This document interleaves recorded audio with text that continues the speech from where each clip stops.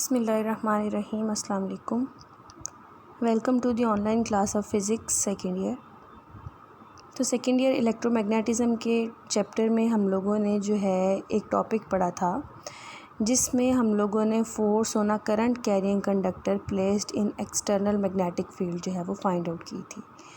यानी हमने find out किया था कि जब हम किसी करंट कैरिंग कंडक्टर को एक्सटर्नल मैग्नेटिक फील्ड में रखते हैं तो दो मैग्नेटिक फील्ड्स आपस में इंटरेक्ट करते हैं, जिसके नतीजे में जो कंडक्टर है वो फोर्स फील करता है और उस फोर्स की वजह से जो कंडक्टर है वो मेटल रेल्स के ऊपर मूव भी करता है। अब ये जो हमारा कंडक्टर है इस पे जो फोर्स लगती है ये एक्चुअली उस कंडक्टर के अंदर मौजूद चार्ज पार्टिकल्स हैं जिनके ऊपर एक्चुअली फ़ोर्स लग रही होती है। हम कहते हैं कि जो हमारा कंडक्टर था जब तक उसमें करंट फ़्लो करता है तब तक जो है मैग्नेटिक फील्ड होता है। अब करंट बेसिकली क्या है, फ़्लो ऑफ चार्जेस है, यानी जब तक चार्जेस फ़्लो करते हैं तब तक मैग्नेटिक फील्ड रहता है और एक्सटर्नल मैग्नेटिक फील्ड के साथ इंटरेक्ट करके जो है फ़ोर्स को एक्सपीरियंस करता है। यानी हम बेसिकली ये कह सकते हैं कि जो फ़ोर्स का मेन कॉज है, जो मेन रूट है, वो चार्जेस के ऊपर, जो कंडक्टर के अंदर चार्जेस मौजूद हैं जो मूव कर रहे हैं, इलेक्ट्रिसिटी बना रहे हैं उन चार्जेस की मोशन की वजह से जो है कंडक्टर फोर्स फील करता है। तो एक्चुअली जब हमारे चार्जेस मूव करते हैं तो वो करंट है, मोशन ऑफ चार्जेस करंट। तो जब चार्जेस मूव करते हैं और हम उन चार्जेस को जो है किसी एक्सटर्नल मैग्नेटिक फील्ड में रख देते हैं तो वो जो चार्जेस हैं वो भी फोर्स फील करेंगे। तो आज हमने force on a moving charge find out करनी है जब हम उसको प्लेस करते हैं in magnetic field. Force on a moving charge का भी मतलब करंट ही है। तो आप यूँ समझ लें कि जब भी करंट है तो करंट की वजह से मैग्नेटिक फील्ड है और उस मैग्नेटिक फील्ड को उठाकर, यानी उस सिचुएशन को, उस पूरी केमिस्ट्री को उठाकर हम किसी एक्सटर्नल मैग्नेटिक फील्ड में रखेंगे तो अगेन दो मैग्नेटिक फील्ड्स का इंटरेक्शन आएगा जिसके नतीजे में जो है फोर्स आएगी। लेकिन हम इस वक्त माइक्रोस्कोपिक लेवल पे चले गए हैं। पहले हमने बल्क में पूरे कंडक्टर की बात की थी, अब जो है हम कंडक्टर के अंदर इंडिविजुअल चार्जेस की बात करेंगे कि इंडिविजुअल चार्जेस के ऊपर जो है किस तरह की फ़ोर्स लगती है। ठीक हो गया। तो हमने आज फाइंड आउट करनी है मूविंग चार्जेस के ऊपर लगने वाली फ़ोर्स जब हम उन मूविंग चार्जेस को एक्सटर्नल मैग्नेटिक फील्ड में रख देते हैं। तो मूविंग चार्ज का मतलब है करंट। फ़र्ज़ कर लें हमारे पास ये एक कंडक्टर है, यहाँ पर मैंने बनाया हुआ है और इस कंडक्टर की लेंथ है कैपिटल L और इस कंडक्टर के अंदर चार्जेस मूव कर रहे हैं from this end to this end, या कह लें कि करंट फ़्लो कर रहा है इस एंड से इस एंड की तरफ। करंट भी जो है फ़्लो ऑफ चार्जेस है, तो चाहे हम ये कह लें कि चार्जेस फ़्लो कर रहे हैं, चाहे हम ये कह लें कि करंट फ़्लो कर रहा है from this part two this part. तो हमारा ये जो कंडक्टर है जिसकी लेंथ हमने L ली और इस कंडक्टर में जो है I करंट फ़्लो कर रहा है, इस कंडक्टर का जो एरिया ऑफ क्रॉस सेक्शन, यानी कि जो हमने वायर ली हुई है उसका ये मैंने एक छोटा सा पीस लिया जिसकी लेंथ L है। तो इस वायर को कट करें तो इसका जो एरिया ऑफ क्रॉस सेक्शन है इसको हम कैपिटल A कह देते हैं। अब इस होल अरेंजमेंट को पकड़ा और हमने इसको रख दिया एक्सटर्नल मैग्नेटिक फील्ड में। ये आपको नीचे से ऊपर की तरफ जो लाइंस नज़र आ रही हैं ये एक्सटर्नल मैग्नेटिक फील्ड की हैं। लाइक हमारे पास कोई एक्सटर्नल परमानेंट मैग्नेट है जिसका यहाँ पर नॉर्थ पोल है और यहाँ पर साउथ पोल है, तो यहाँ नॉर्थ से साउथ की तरफ जो है मैग्नेटिक फील्ड लाइंस निकल रही हैं और इस मैग्नेट के दरमियान में, यानी इसके दो जो एंड्स हैं, नॉर्थ और साउथ पोल्स हैं, जो दो पोल्स हैं, इन दो पोल्स के दरमियान में हमने अपना ये करंट कैरिंग कंडक्टर रख दिया है जिसके अंदर जो है चार्जेस मूव कर रहे हैं और हमने इन मूविंग चार्जेस के ऊपर अप्लाई होने वाली, लगने वाली फ़ोर्स को फाइंड आउट करना है। तो इसके लिए हम जो है थोड़ी सी सपोजिशन कर लेते हैं। हम सपोज़ कर लेते हैं कि हमारे पास यूनिट वॉल्यूम के अंदर जो नंबर ऑफ़ चार्ज कैरियर्स हैं वो n है। ठीक है। अब यूनिट वॉल्यूम से मुराद है, हम किसी भी चीज़ को यूनिट कंसीडर कर सकते हैं। हम कह सकते हैं 1 सेंटीमीटर हमारा यूनिट है, या 1 मिलीमीटर हमारा यूनिट है, या 1 मीटर हमारा यूनिट है, या 1 इंच। यूनिट की जब भी हम बात करते हैं तब हम 1 में बात करते हैं, ठीक है। तो हम ये कह लेते हैं कि हमारा कोई भी यूनिट वॉल्यूम है जो स्मॉलर वॉल्यूम है उसमें नंबर ऑफ़ चार्ज कैरियर्स या आप कह लें नंबर ऑफ़ इलेक्ट्रॉन्स जो है वो n है। अब हमारा ये जो हमने कंडक्टर सपोज किया हुआ है हमें इसका वॉल्यूम देखना है कितना है, ताकि हम देख सकें कि हमारा ये जो कंसीडर्ड वॉल्यूम है इसमें कितने नंबर ऑफ़ इलेक्ट्रॉन्स मौजूद हैं। अब वॉल्यूम फाइंड आउट करने का हमारे पास फार्मूला क्या है। इस वक्त ये जो आपको शेप नज़र आ रही है ना, इस शेप को हम सिलेंड्रिकल शेप भी बोलते हैं, जिसके जो टॉप सरफेस है वो सर्कुलर होती है और इसकी कुछ लेंथ होती है। तो इस तरह की जो सिलेंड्रिकल शेप है उसका वॉल्यूम फाइंड आउट करने का फार्मूला होता है area of cross section multiplied by length. तो हमारा ये जो कंडक्टर का पीस है इसका वॉल्यूम हम कैसे फाइंड आउट करेंगे, एरिया ऑफ क्रॉस सेक्शन को लेंथ से मल्टीप्लाई कर देंगे, ठीक हो गया। तो हमने क्या किया, वॉल्यूम ऑफ वायर हमारे पास बराबर आ जाएगा AL, क्योंकि हमने इसका जो स्मॉल पोर्शन लिया है ये तकरीबन सिलेंड्रिकल शेप का है और सिलेंड्रिकल शेप्स जो हैं उनका वॉल्यूम फाइंड आउट करने का फार्मूला है area of cross section multiplied by length. तो सो हमारे पास यहाँ पर वॉल्यूम ऑफ वायर आ जाएगा A मल्टीप्लाइड बाय L, यानी जो हमारा वॉल्यूम है जो अंडर कंसिडरेशन है वो AL है, ठीक हो गया। तो अब हमें देखना है कि AL वॉल्यूम में कितने नंबर ऑफ़ चार्ज कैरियर्स हैं। तो यूनिट वॉल्यूम में अगर n चार्ज कैरियर्स हों तो AL वॉल्यूम में चार्ज कैरियर्स निकालने के लिए हमें क्या करना पड़ेगा, वॉल्यूम को जो है number of charge carriers in unit volume के साथ मल्टीप्लाई करना पड़ेगा। तो हम लिखेंगे charge carriers in AL volume is equal to NAL, ठीक हो गया। अब ये जो हमारे चार्ज कैरियर्स हैं यानी जो इलेक्ट्रॉन्स हैं, फ़र्ज़ करें हम कहते हैं इलेक्ट्रॉन्स हैं, तो डेफ़िनेटली इन तमाम चार्ज कैरियर्स के ऊपर कुछ ना कुछ चार्ज होगा। तो हम कंसीडर कर लेते हैं कि जो हमारा एक चार्ज कैरियर है, जो सिंगल चार्ज कैरियर है, उसके ऊपर चार्ज है Q, charge on single carrier Q है, और हमारे पास जो टोटल नंबर ऑफ़ चार्जेस हैं वो इतने हैं NAL। Total number of charges in AL volume हमारे पास कितने हैं NAL, और इनमें से हर एक के ऊपर चार्ज है Q। तो अगर हमें टोटल चार्ज फाइंड आउट करना है, total charge in this whole conductor, उसके लिए हमें क्या करना पड़ेगा, total number of charge carriers को एक चार्ज के साथ या एक कैरियर के चार्ज के साथ मल्टीप्लाई करना होगा। तो हमारे पास इन तमाम कैरियर्स के ऊपर जो चार्ज है वो आ जाएगा, ठीक है। तो total charge on all charge carriers के लिए हमें क्या करना होगा, टोटल नंबर ऑफ़ कैरियर्स को एक कैरियर के चार्ज के साथ हम मल्टीप्लाई कर देंगे। इसको हम कह देते हैं delta Q, delta capital Q, यानी कि ये हमारे कंडक्टर के अंदर मौजूद टोटल चार्ज है, टोटल अमाउंट ऑफ चार्ज है। अब जैसा कि हमने कहा कि यहाँ पर करंट जो है वो फ़्लो कर रहा है और करंट को हम डिफ़ाइन करते हैं rate of flow of charge. तो यहाँ पर टोटल चार्ज जो फ़्लो कर रहा है वो डेल्टा Q है। लेट्स सपोज़ ये चार्ज जो है वो डेल्टा T टाइम में फ़्लो कर रहा है। अब यहाँ पर देखिए हमारा जो चार्ज है, हमने कहा करंट फ़्लो कर रहा है इस कॉर्नर से इस कॉर्नर की तरफ। तो चार्ज जो है वो यहाँ से इस तरफ मूव करेगा, और जब वो यहाँ से इस तरफ मूव करेगा तो ड्यूरिंग मोशन वो जो डिस्टेंस ट्रैवल करेगा that will be equal to length of the conductor, ठीक है। जब हमारा जो चार्ज है वो इस कॉर्नर से लेफ़्ट कॉर्नर से राइट कॉर्नर की तरफ आएगा तो ड्यूरिंग मोशन वो कितना डिस्टेंस कवर करेगा, L डिस्टेंस कवर करेगा, और इस L डिस्टेंस को इसने कवर किया है डेल्टा T टाइम में। तो हमारे पास एक फार्मूला होता है S is equal to VT, distance covered का फार्मूला है। तो इस फार्मूला को हम अगर अपने प्रॉब्लम के अकॉर्डिंग कन्वर्ट करें तो S की जगह पर हम ले लेंगे L, क्योंकि हमने कहा कि ये L डिस्टेंस ट्रैवल करेगा। तो S यहाँ पर डिस्टेंस ट्रैवल को शो करता है, सो हम S की जगह पर L ले लेंगे, और V जो है हमारे चार्जेस की वेलोसिटी है, स्पीड है जिस स्पीड के साथ ये चार्जेस मूव कर रहे हैं, और हमने कहा ये डेल्टा T टाइम में मूव कर रहे हैं, सो हम T को रिप्लेस कर देंगे डेल्टा T के साथ। यहाँ से डेल्टा T की वैल्यू फाइंड आउट करें तो वो हमारे पास बराबर आएगी L डिवाइडेड बाय V। अब यहाँ पर देखिए हमारे पास डेल्टा Q की वैल्यू है NALQ और डेल्टा T की वैल्यू है L डिवाइडेड बाय V। ये दोनों वैल्यूज़ हम पकड़ते हैं और इस इक्वेशन में पुट कर देते हैं। I is equal to delta Q divide by delta T।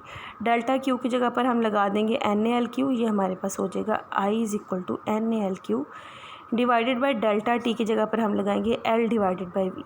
यहाँ पर बटे के ऊपर भी एल मौजूद है और बटे के नीचे भी एल मौजूद है, इन दोनों को हम काट कर देंगे और हमारे पास ये हो जाएगा N A Q divided by 1/v।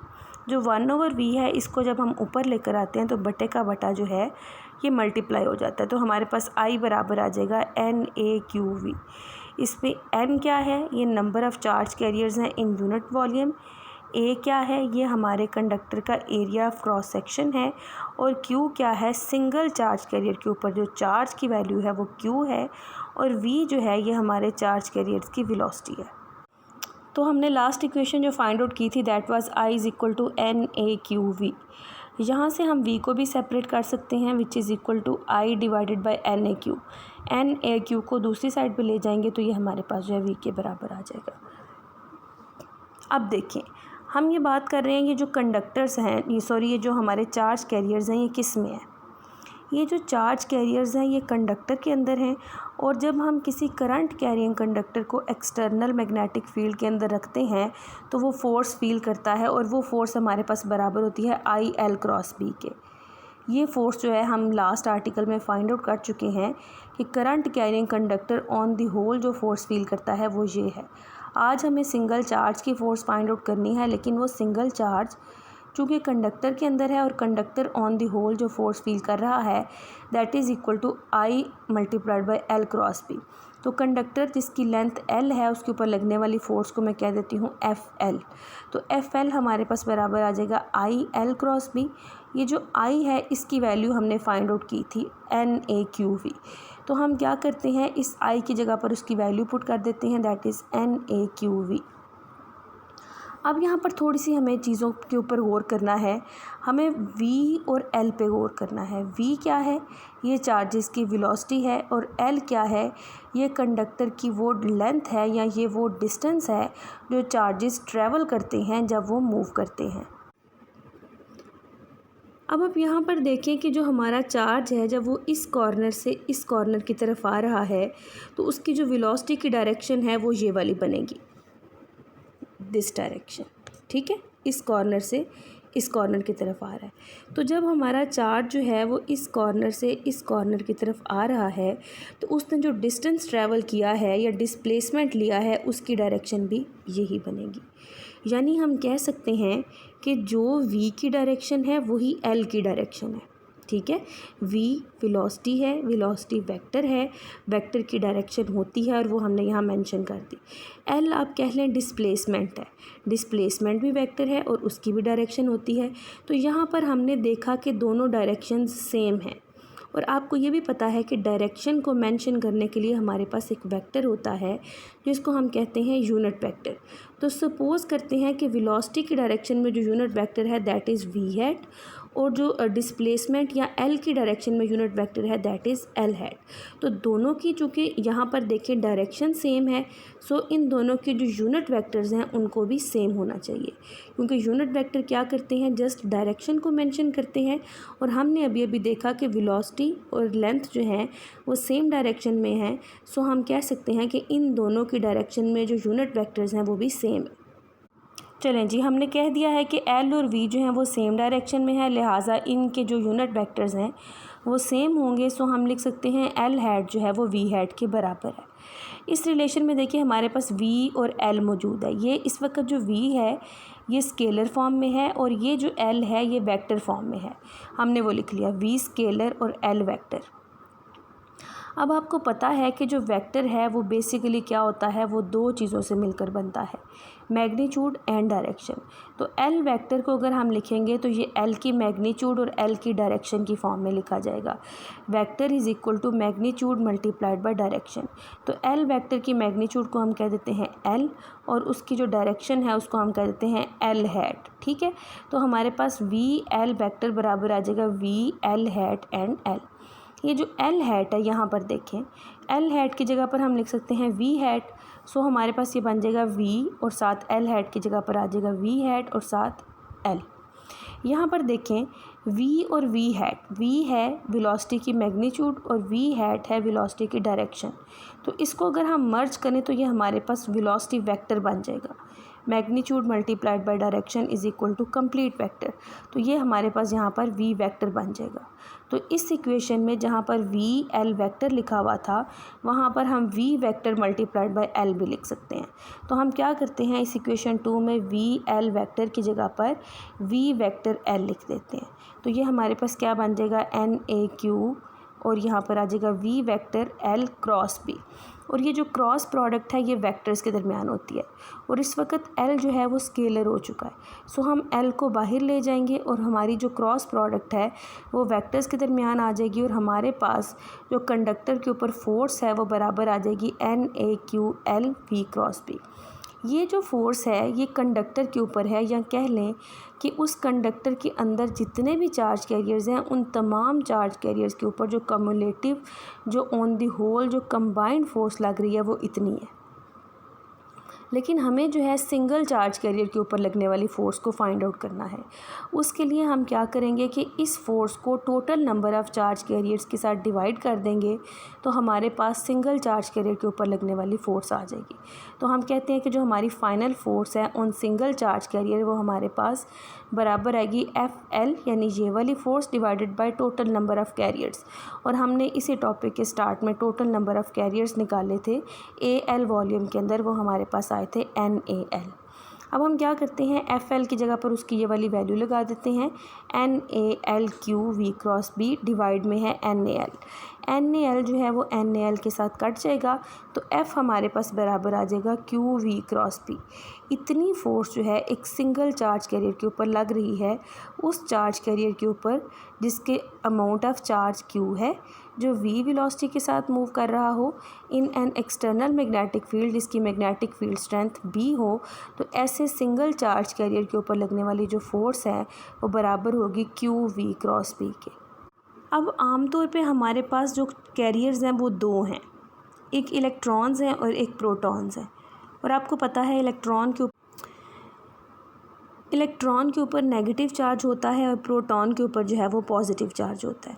तो हमारा जो फार्मूला था F is equal to Q V cross B, अगर हम इसको देखें तो क्यू है चार्ज।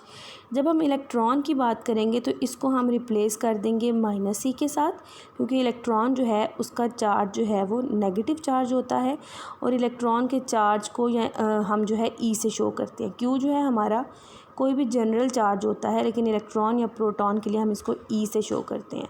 तो फॉर इलेक्ट्रॉन जो है ये फोर्स हमारे पास बराबर आ जाएगी minus E V cross B, और प्रोटॉन के लिए ये हमारे पास बराबर आ जाएगी plus E V cross B. अब चूँकि ये फ़ोर्स है तो फोर्स की दो चीज़ें होती हैं, एक तो होती है इसकी मैग्नीट्यूड और दूसरी होती है इसकी डायरेक्शन। अगर हम इसकी मैग्नीट्यूड की बात करें तो वो हम निकाल सकते हैं F is equal to Q V cross B के फार्मूले से। हम इसको ओपन करेंगे तो ये आ जाएगा Q V B sine theta, और ये वाला जो इतना पार्ट है ये इसकी हो जाएगी मैग्नीट्यूड, और साथ हमारे पास जो है यूनिट वेक्टर आएगा इसकी डायरेक्शन को शो करने के लिए। और डायरेक्शन हम कैसे फाइंड आउट करते हैं, direction of force by right hand rule. Right hand rule हमने पढ़ा है कि अगर हमारे पास दो वेक्टर्स हों ए और बी, इनकी क्रॉस प्रोडक्ट हमने फाइंड आउट करनी है, और इनकी क्रॉस प्रोडक्ट का जो है राइट हैंड रूल हमने देखना है कि ए क्रॉस बी की डायरेक्शन क्या आएगी। उसके लिए हमने क्या करना होता है कि दोनों वेक्टर्स जो हैं उनकी टेल्स को ज्वाइन करना होता है। जैसे V cross B find out करना है तो हमें वी और बी की टेल्स को ज्वाइन करना है, ये इनके दरमियान एंगल थीटा होगा। तो हमारे पास जो है एफ़ की डायरेक्शन आएगी जो वी क्रॉस बी की डायरेक्शन होगी। V is a single vector, is a unique vector, B एक और यूनिक वेक्टर है, और वी क्रॉस बी एक तीसरा यूनिक वेक्टर है जो इन दोनों की क्रॉस प्रोडक्ट से आ रहा है। और वी क्रॉस बी जो है वो हमें एक्चुअली एफ़ की डायरेक्शन बताएगा। तो वी क्रॉस बी की डायरेक्शन फाइंड आउट करने के लिए हमारे पास राइट हैंड रूल है, और राइट हैंड रूल ये क्या कहता है कि सबसे पहले आप उन दोनों वेक्टर्स की टेल्स को ज्वाइन करें जिनकी आपको क्रॉस प्रोडक्ट फाइंड आउट करनी है। उसके बाद आप क्या करेंगे, rotate the fingers of your right hand from first vector toward second vector. V cross B में वी फर्स्ट वेक्टर है, जो हम पहले लिखेंगे वो हमारा फर्स्ट वेक्टर होगा, और जिसको बाद में लिखेंगे वो सेकंड वेक्टर होगा। तो rotate the fingers of your right hand from first vector toward second vector through smaller angle. This is the smaller angle and this is the larger angle. तो हमें जो है स्मॉलर एंगल के through first vector से second vector की तरफ अपने right hand के फिंगर्स को कर्ल करना है, तो जो हमारा इरेक्टेड थंब होगा वो हमें फोर्स की डायरेक्शन देगा। ठीक है, तो हम वी को बी की तरफ रोटेट करेंगे, तो जो हमारे थंब की डायरेक्शन होगी वो फोर्स की डायरेक्शन होगी, यानी जो हमारे चार्जेस हैं वो उस डायरेक्शन में फोर्स फील करेंगे। अब देखिए, अगर हमारा चार्ज जो है वो इस तरह से एक्स एक्सिस में मूव कर रहा है, यानी ये इसकी वेलोसिटी जो है वो एक्स एक्सिस में है, और इसके ऊपर जो फोर्स लग रही जो इसके ऊपर मैग्नेटिक फील्ड है, जिस एक्सटर्नल मैग्नेटिक फील्ड में हमने रखा है वो वाई एक्सिस में है। तो जो हमारा इरेक्टेड थंब है, आप देखें वी को बी की तरफ आप लेकर जाएंगे तो इरेक्टेड थंब जो है वो इस तरह से अपवर्ड डायरेक्शन में आएगा। यानी यहाँ पर अगर मैं कोई डायरेक्शन बना सकूँ ऊपर की तरफ, जो कि पेपर के ऊपर बनाना पॉसिबल नहीं है, तो वो हमारी फोर्स की डायरेक्शन होगी। यानी आप कह सकते हैं कि वेलोसिटी, मैग्नेटिक फील्ड और फोर्स जो तीनों हैं ये एक दूसरे के ऊपर परपेंडिकुलर होती हैं। ठीक है, तो जो चार्ज है वो वेलोसिटी के परपेंडिकुलर फोर्स फील करता है जब हम उस चार्ज को, मूविंग चार्ज को एक्सटर्नल मैग्नेटिक फील्ड में रखते हैं। तो ये था आपका आज का टॉपिक। आपसे मुलाकात होगी नेक्स्ट लेक्चर में। अल्लाह हाफिज़।